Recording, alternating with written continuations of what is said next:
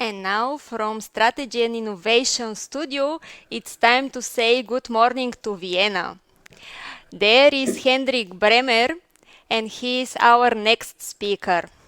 One word is strategy, and it's only one word, but it means a lot.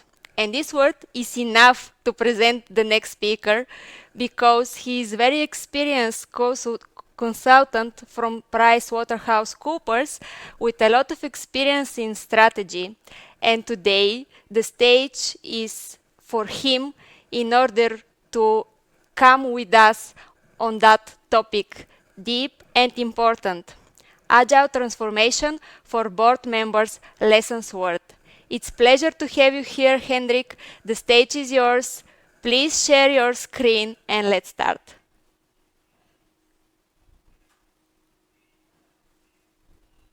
Thank you. Good morning, Elena. Thank you very much. I hope you can see my screen and myself, obviously. I'm here sitting in Vienna. Behind me is the blue Danube, today not so blue, from the PwC office. Yes, a bit on my background before I start talking about the topic.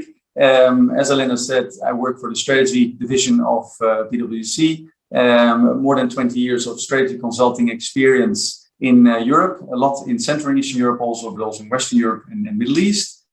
My background is mainly banking, financial services industry. So that's also where the experience is coming from, and also the experience I'd like to share. But it is also applicable to other industries, what I think is important. Digital transformation. I've been helping quite a lot of banks with digital transformation, and the agile way of working was a way to achieve this digital transformation and to speed up the whole process. Yeah. I think based on my own personal experience over the past few years with agile and digital transformations that I've been happy to guide and lead organizations to, I can share, let's say, the insights, the real life insights, and also a bit of so-called struggles. Yeah, and I'd like to share that in the coming, let's say, 30 minutes. The insights, and also maybe what's a bit of interest is how to tackle the scaling up of an agile transformation. Because I think the background of this presentation is the following. Agile way of working has been introduced by many organizations over the past few years. It often has started in the IT division and by certain pilots, and then was rolled out throughout the organization in other areas. But what we've seen is that scaling up throughout the organization in a consistent way has been perceived as a cumbersome process. Yeah? And what we see is that what is really crucial is a management board, a management team that is aligned and has a common idea about such an agile transformation. And what we'd like to share with you is how management boards can become aligned, how you can help them through this process, and how that could help in transforming the organization to a fully, let's say, agile organization where the different divisions improve their collaboration and also their agile way of working. So that's maybe also the background of this presentation. First of all, I told you that my background is banking, but what we see is that agile way of working is not only in financial services a big topic, it's also in many other industries, be it in automotive, where they want to optimize and accelerate their research and development processes, also in energy and chemical industries, let's say very stable industries that also want to drive their cultural change, and also improve their digital business models. And obviously also in the, if you want, telco and tech industries, where this agile way of working, to work in short cycles, is crucial to survive in such an industry. The message here is that the agile way of working itself is not the objective. Yeah? It's a mean to an end, so to say. Yeah? You want to achieve something, and therefore this agile way of working could help you in achieving, as an organization, your improved position in the market, your better collaboration, or also an improved culture. Yeah? Driven, as said, this so-called means by an end to change the way of working of an organization is, of course, driven by the so-called need for flexibility as we live in a so-called VUCA world, where there is a lot of so-called volatility, uncertainty, complexity, and ambiguity. Nothing more is true in times of Corona, that the VUCA world is real, so to say. So that means also that large companies especially have to react faster to the external environment. There is, of course, more cost pressure. There are regulatory requirements, not only in financial services, also in pharmaceutical industries, in telecom industries, that need to be reacted to. And of course, innovation is one of the top topics of boards and organizations, to react to that and become more innovative in introducing new products, approaching new customer segments. So you need an organization that is more flexible and capable of adapting to changes. And again, as always, the COVID situation is not a nice thing, but it learned a lot about organizations and ourselves. And it also gave quite a good view about how flexible organizations are today, or have been, at least for the past 2 years.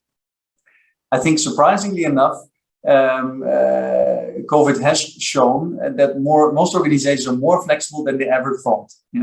And I think also agile way of working has been introduced structurally, even more over the past few years, but I think also implicitly, because of course the digital way of working that many of us have been transferred to over the past 2 years, showed that daily stand-ups, but also working on backlogs is something that is very practical in such, let's say, volatile circumstances. So again, the need for organizations to be more flexible and adapt to changes, the agile way of working could support this in creating such a more flexible organization. What we also think is that the agile way of working is not, it's not just a development approach. It's not only IT. It's about a different way of working. For an entire company, and it's also to change the culture. And the culture in the end is always about behavior. It's about rules or a set of behaviors that are valid in an organization. And it's about working in a different way and behaving in a different way. And especially, it's also about cross-functional collaboration. That is, I think, the crucial part. And as I said, it starts in many organizations in the IT division, and that realized that the collaboration with product management, with processes, was not always perfect. So cross-functional teams is crucial to create, so to say, the highest business value in the shortest period of time.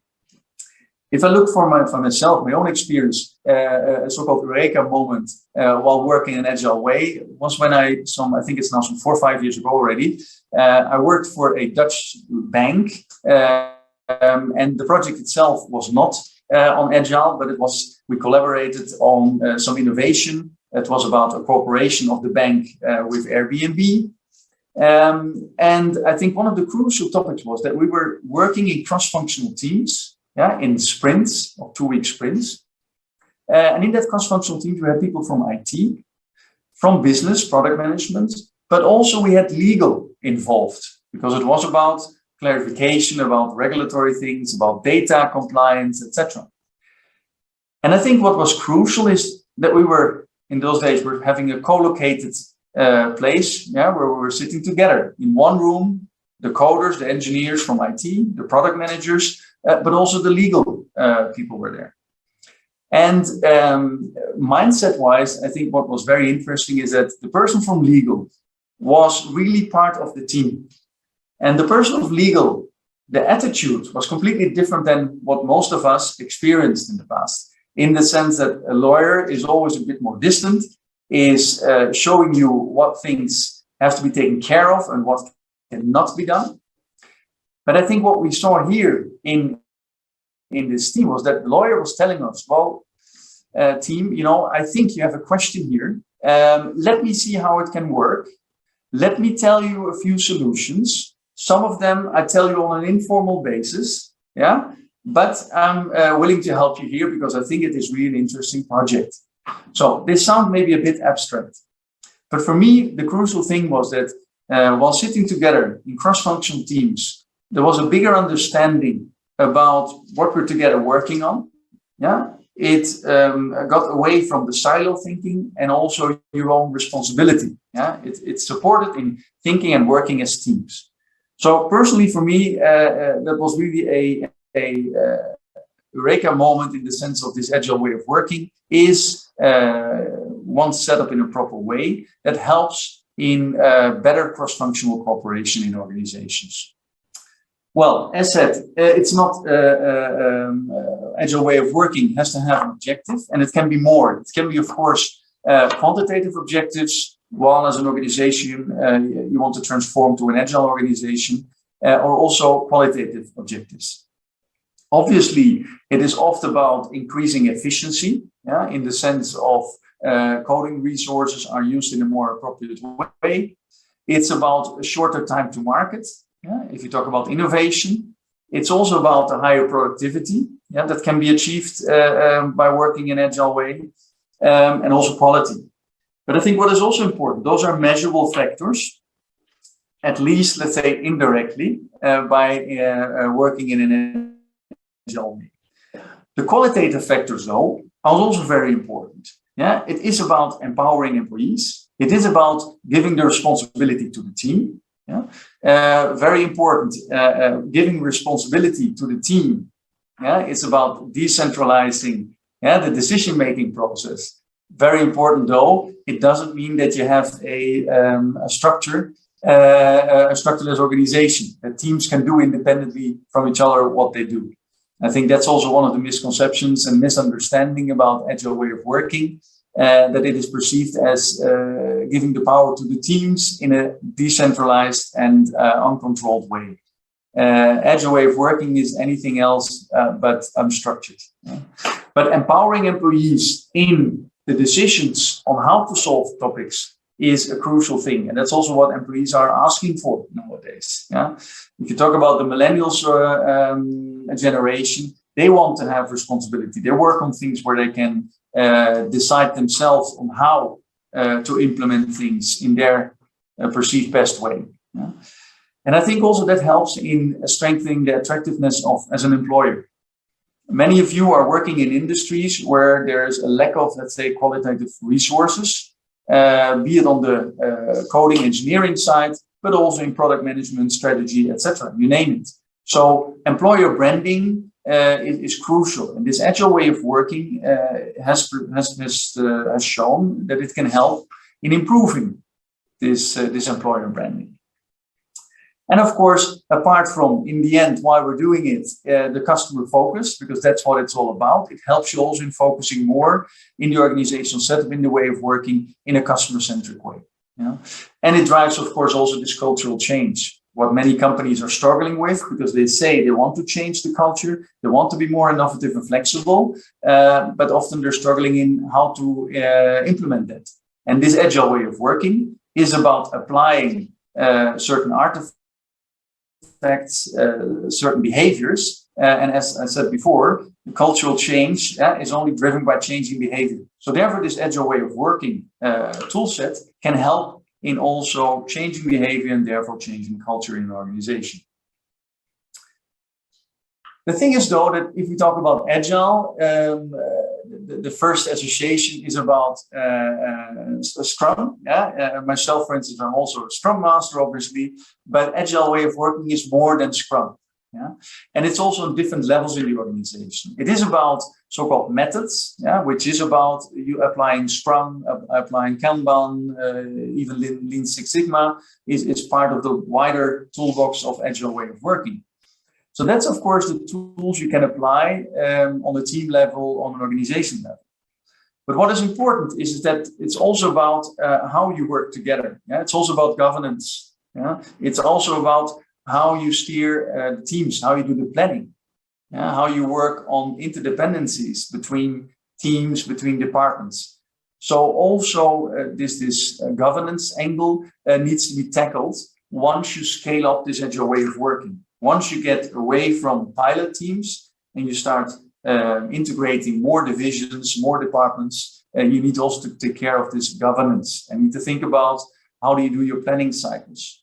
Yeah, QBR is one of the tools how to coordinate the activities on a more regular basis than only the annual budgeting process. So I think that's important to understand, and that's also crucial to discuss with the management board while introducing the agile way of working. And then, of course, it's about, in the end, the organizational setup and the organizational structure. What kind of new roles do you formalize? Because, of course, a so-called product owner was a role that typically organizations did not have. It was more like the project manager, like many of yourselves, or project management office. But you have new roles like product owner, but also Scrum Masters, Agile coaches, but also the tribe leads. That's something that you need to define within your organization. And you need to think and discuss if this is something that is in parallel to your line organization. Or do you substitute your line organization with an agile organization? Here are also different ways, of course, of implementing it, but it's something to be discussed and to be decided upon. Otherwise, again, scaling does not work. And what we're also always defined, and I'll come to back later also, is what we're always differentiating a bit is between doing agile, that means applying the tools, and being agile. That's also mind-wise and attitude-wise, acting in an agile manner.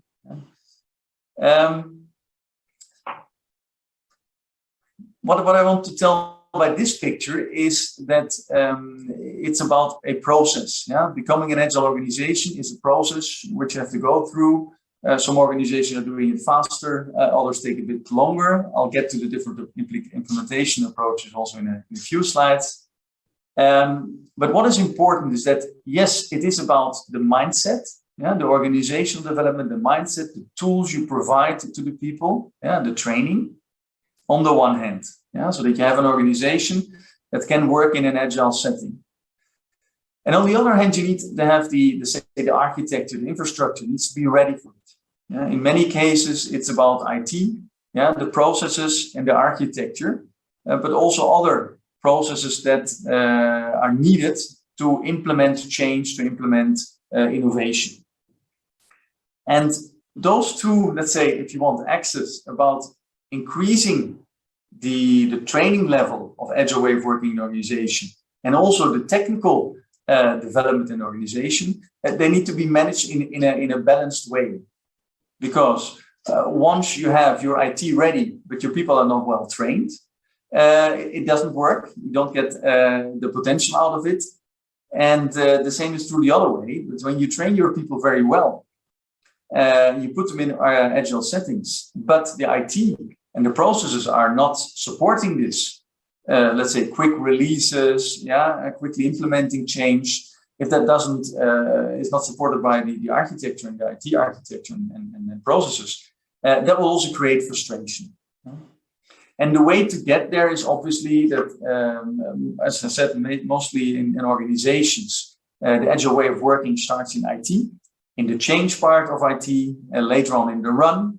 And then, of course, also business gets involved, so that you get DevOps on the delivery side. And optimally, you evolve you as an organization where you have BizDevOps, where you have business, included into and working closely with the IT part that is responsible for developing new features, but also running the existing, let's say, products, features, etc.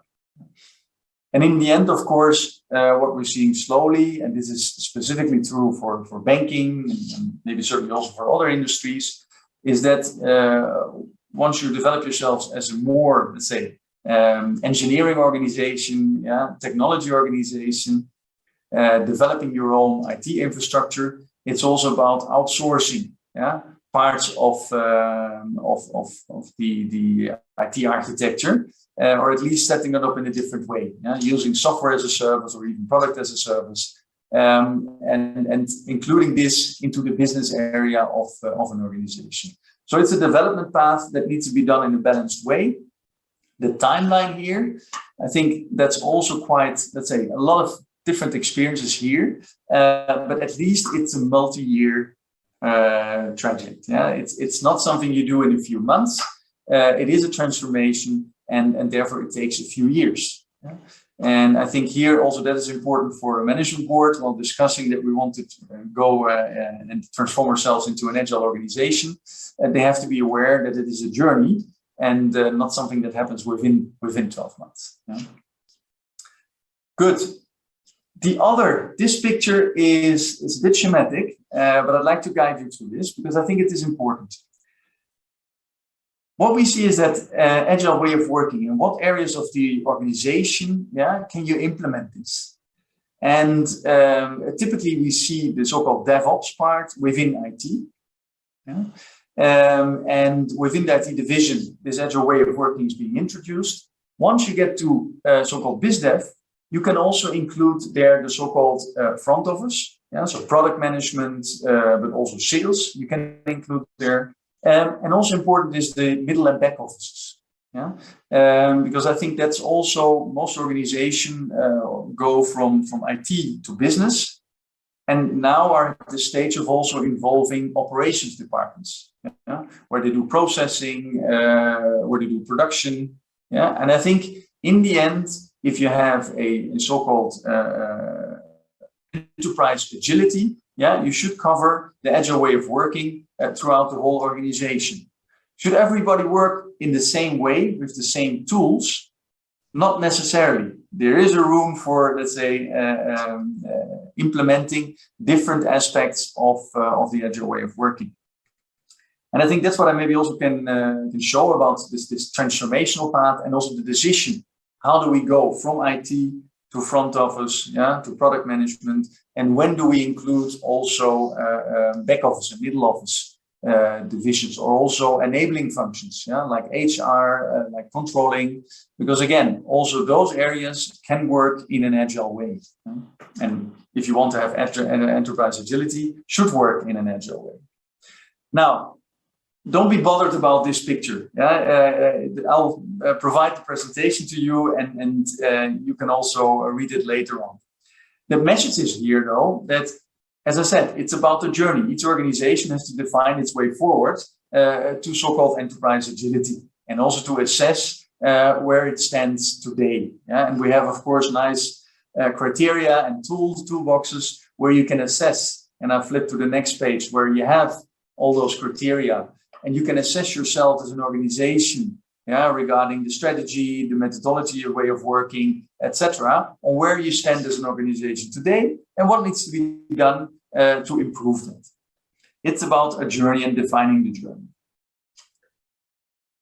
Maybe as a context about this, if we start talking also to the management board, and also the management board themselves start talking to their employees. Yes, we should become an agile organization. The story is always, okay, how are we going to do this? How do I perceive this? Also as an employee, how do I perceive this so-called idea of going into an agile transformation? Well, a good colleague of mine, told me the following story. He said, well, you have to perceive this. We are going to do an agile transformation message, as a so-called gift, a gift of friends. Assuming you have your birthday and your friends, you have your rounded birthday, your 30th, 40th, or whatever birthday, and they're thinking about, okay, what should we give? What should we give to him? We'd like to have a nice present. And they've been thinking hard. And they say, you know what? We think we should do together the Marathon of New York. That's your birthday present. And we're going to do this together with you. What will be your first reaction? The Marathon of New York is something like, okay, it sounds very cool. Sounds interesting. But it sounds also like a lot of work. It sounds like a lot of training. It sounds like a lot of change into what I'm doing today. It sounds like, the Marathon of New York next year is maybe in 6 months or 9 months. Okay, I need to change my behavior. I need to become more fit. On the other hand, you're also like, well, it's still in 9 months. Let's see. Maybe there are enough, let's say, moments in time where I maybe can also escape due to an injury, due to other things. So in a long story short, the so-called Marathon of New York gift is nice to receive. It's a challenge, and you're not certainly sure if you should like it or not, but you're like, okay, showing good behavior, say, thank you very much, let's go for it. While in the back, you're still thinking, we'll see if we'll make it or not. And I think this kind of comparison I'd like to give also for this agile transformation. That I also often see that, even management team, board members, but also, new product owners, they're like, okay, we have to do this agile transformation. It's going to be a journey, and we'll see where it's going to end. Yeah. And I think it's a normal reaction. It's logic as a reaction, but I think also therefore it's very important if you go into this journey that you make a plan. Yeah. And first analyze where you are today and what agile setup actually would you like to have for your organization in 1 year, in 2 years, in 3 years. Yeah? And therefore, I think this kind of tool is important to use and can be very helpful. Now, that was one story about the Marathon of New York comparison to the Agile Transformation journey. I think also a few lessons learned, what we saw and also what I saw during those transformations, I've listed here. I don't want to go through them all. I said, happy you can read them also afterwards, obviously. But I think what important is that the number one, agile is a means to an end. I think we've been discussing that. You need to have a target. What is also crucial is that it starts with leadership. Yeah, it starts with leadership. Top management needs to have a clear view, needs to have a buy-in. And yes, obviously, often it starts with the CIO or the COO who drives this topic. In other organizations, it's the CEO, who's a very strong supporter, and that I think is a prerequisite. Yeah, if the CEO of an organization doesn't believe in it, I think you cannot have enterprise agility. It will stay in the stage of pilots or in certain areas. So leadership conviction is really crucial. Yeah? I think culture and mindset. That is what we think is really crucial to make it work. So just, this what I told before, this doing agile, applying the tools, applying the daily stand-up, applying the backlogs, applying the review meetings, the elements of Scrum, for instance, or applying Kanban is one thing. But it needs to be also, a part of a culture and mindset. So it's about empowerment, empowerment of teams, and the clear understanding that empowerment does not mean that you give up control. I think that's also often a so-called fear of management, that once they empower people, that they lose control. That's not the case. But that's important, empowerment, mindset-wise and also behavior-wise, that changes. And I think number 4 is about the traditional organizational silos. The story I told before about the lawyer, and the lawyer can be translated to people from sales, people from HR, etc. It is about creating a breakthrough of those traditional silos.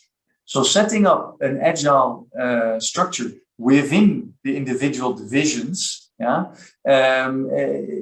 does not fly. You need to have cross-functional teams, and you need to set up those teams in a way that they can solve everything that is needed to implement change and innovations. I think that's crucial to realize, especially when you come out of the so-called pilot phase. Include also the entire company. I think that's also important. So although you might have, especially during the rollout phase, certain parts of the organization that are already working in an agile manner, the rest is not.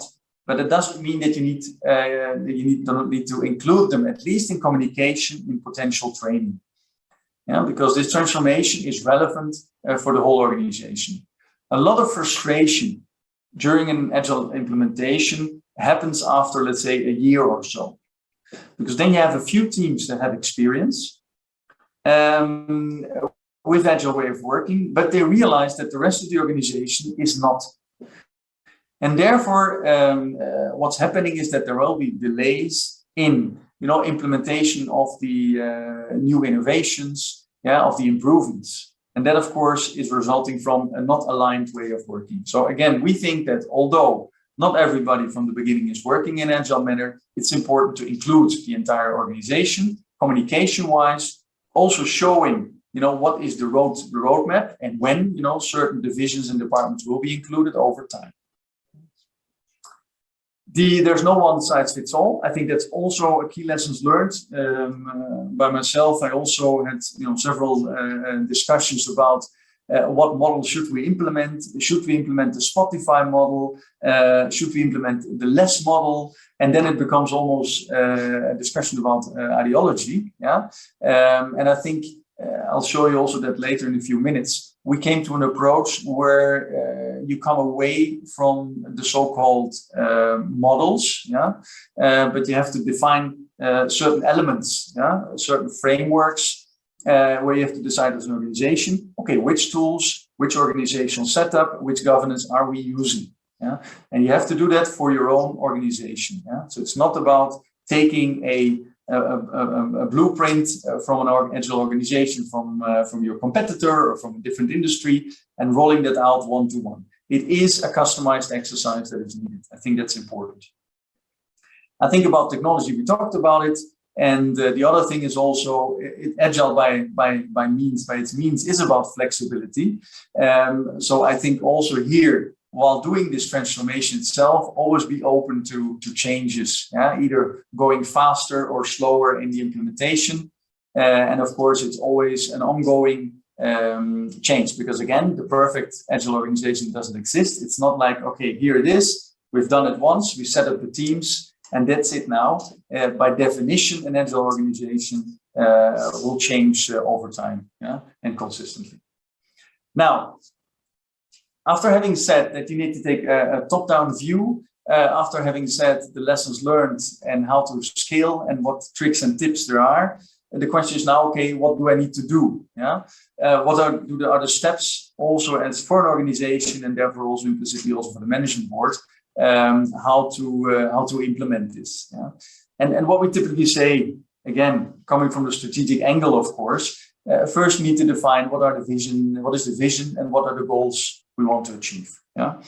Then it's about a clear transformation scope. So it's about the rollout plan. Where in the organization do I want to start?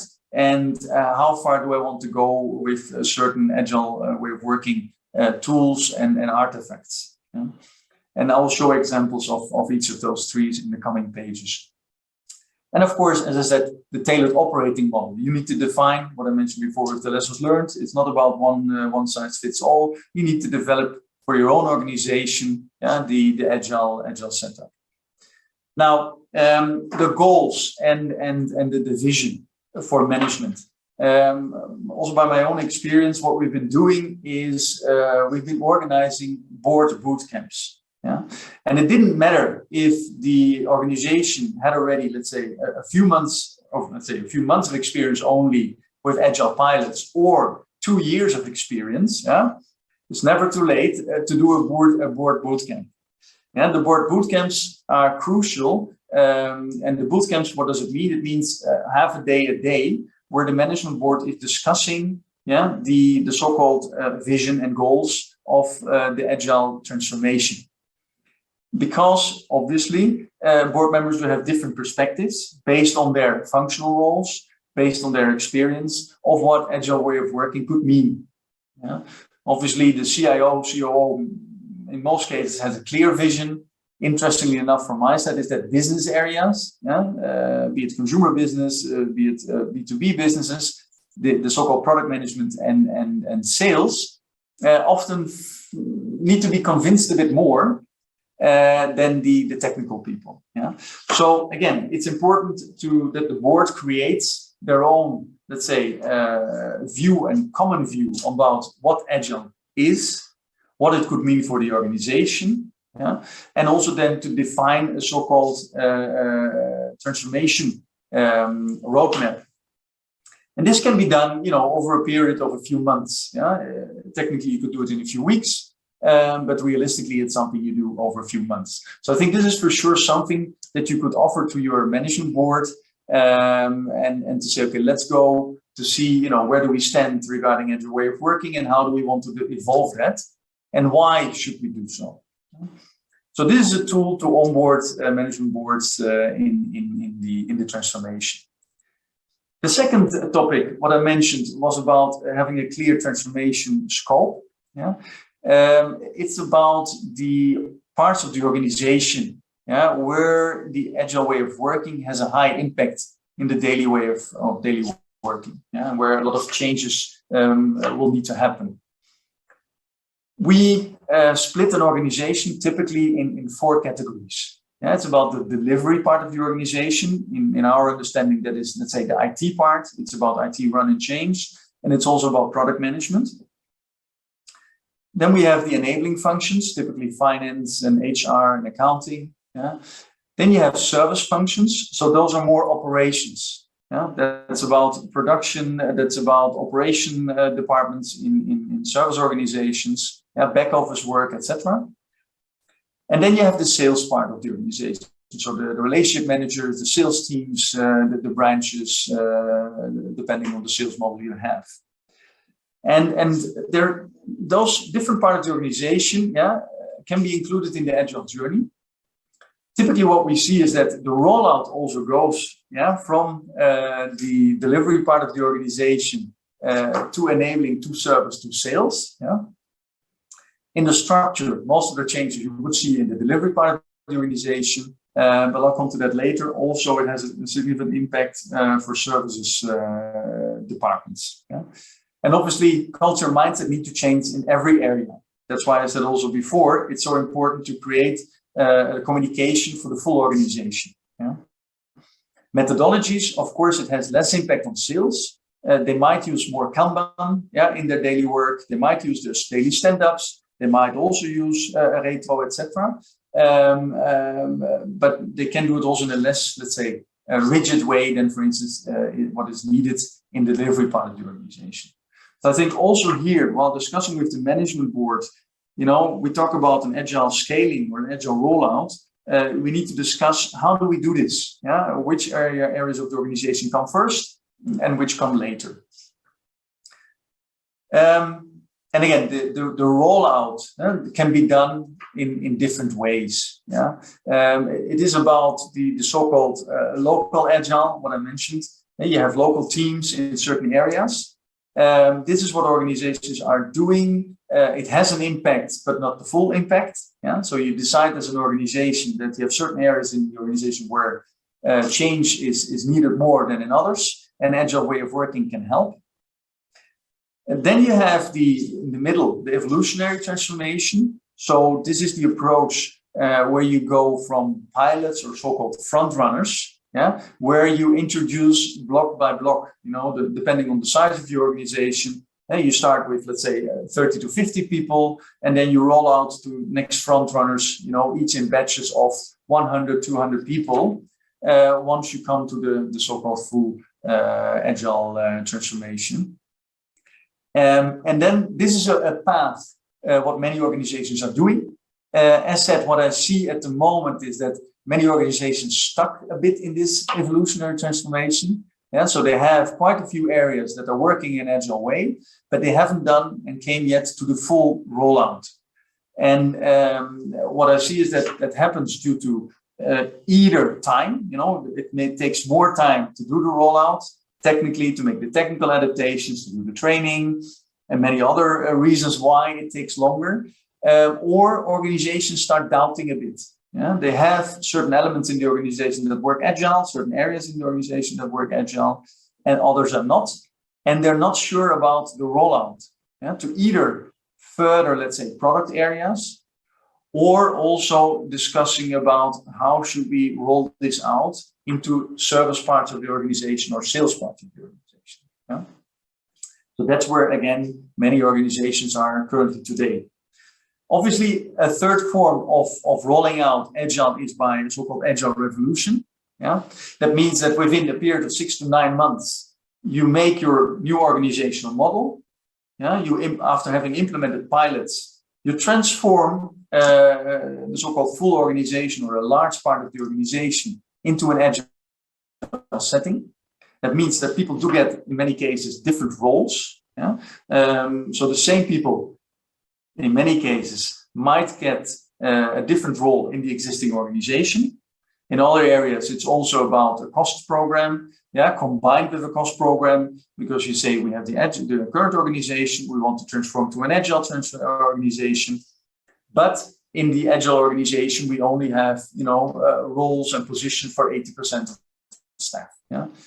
So that's how a sort of agile revolution can be implemented and has been implemented. It has, of course, its advantages because the so-called doing agile part of it can be implemented fairly quickly. In reality, it often shows that although you do the so-called revolution in 6 to 9 months, the being agile takes much longer.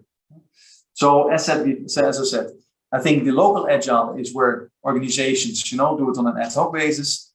The evolutionary transformation is something what most organizations are choosing for, and the revolution is something that can be used for, quicker changes, cost programs. But people need to be aware that it takes more time to become really agile instead of doing agile.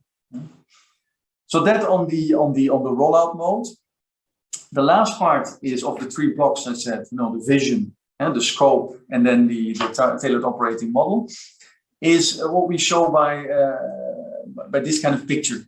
We say, okay, it's about agile way of working, has different elements. It is about on the one hand the intangible part, so the behaviors, the values, the principles that need to be redefined, and also the tangible parts, being the tools you implement, the IT for agility, so IT that supports the agile way of working, and then you need to have the frameworks, and this is what gives guidance in the sense of, okay, a checklist about, let me go maybe to the next page, where we have those elements that need to be described. So it's about the organizational setup, it's about the teaming, how big are my teams, how stable are my teams, it's about the roles that I want to define as an organization, and it's also about the governance. And those questions, those topics all need to be answered to come to your target picture of an agile organization. And this discussion, let's say those questions and those elements do get away from, are we becoming Spotify? Are we becoming less? Are we becoming safe? This helps in focusing on the topics that need to be answered away from the so-called agile role models or agile fixed frameworks. So that has been perceived as very pragmatic and functioning very well. Now, looking a bit at the time, I think I want to speed up a bit. I want to go to what's next in Agile, because I've explained now what approaches can be used to come to a Agile transformation, involving the board into this journey, and also told you now where most organizations stand nowadays. I think what is next in Agile, what I see now, and that's on the last few projects I've been working on that, is the idea, of course, is to deliver superior customer value, no matter in what organization you're working. And it's about, of course, satisfying the client needs, about identification, what the needs of customers are.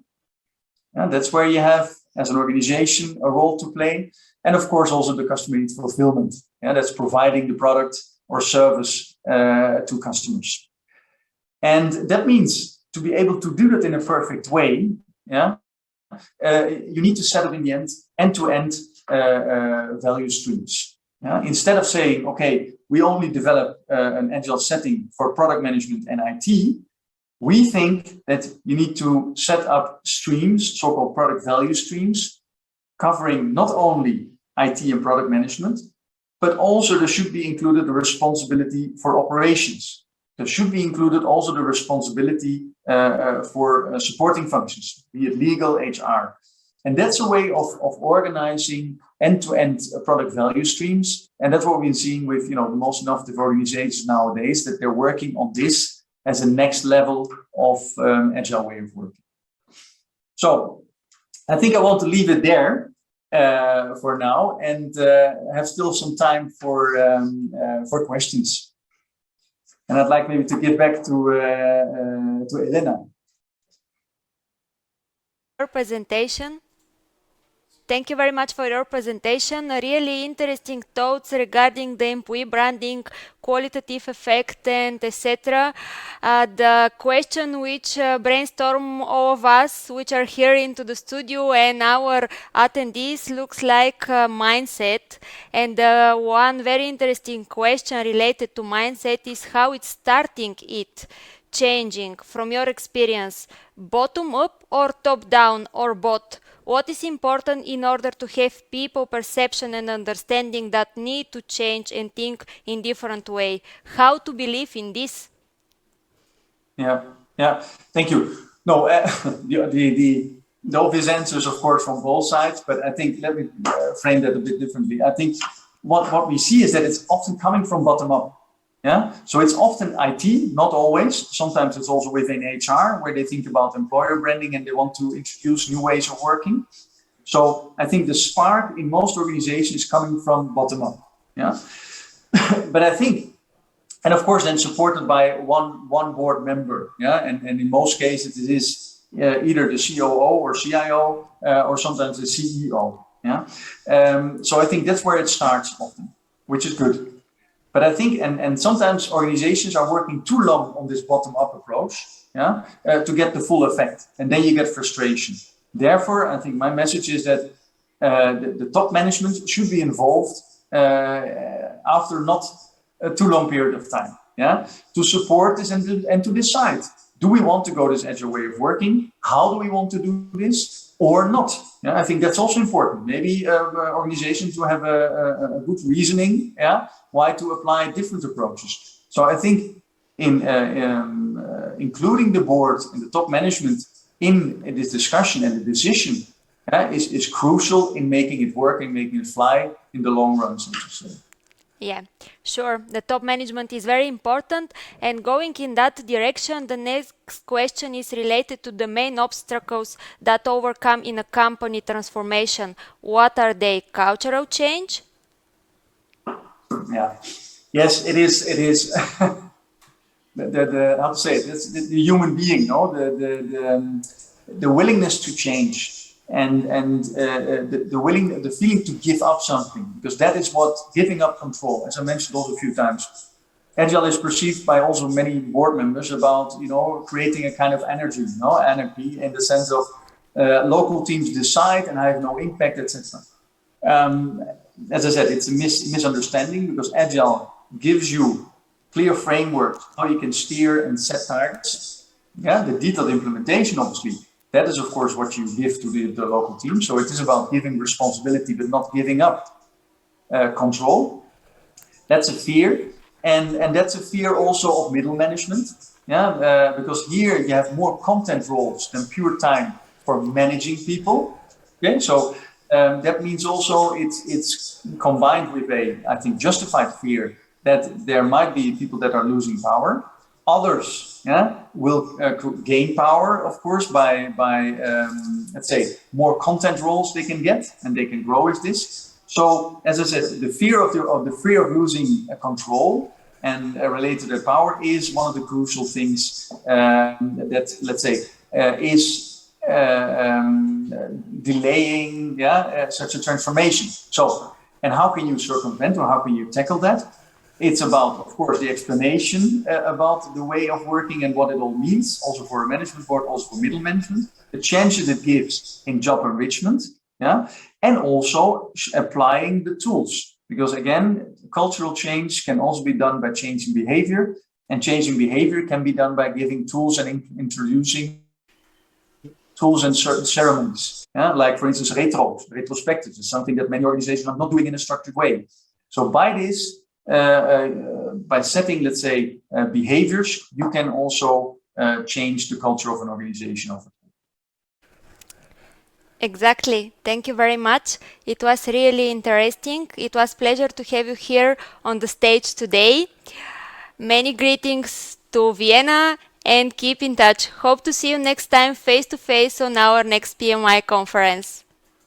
Thank you very much, Elena, and also thank you to Levan and to Ludmil who invited me here, and I wish you a wonderful conference, of course. Thank you. Thanks.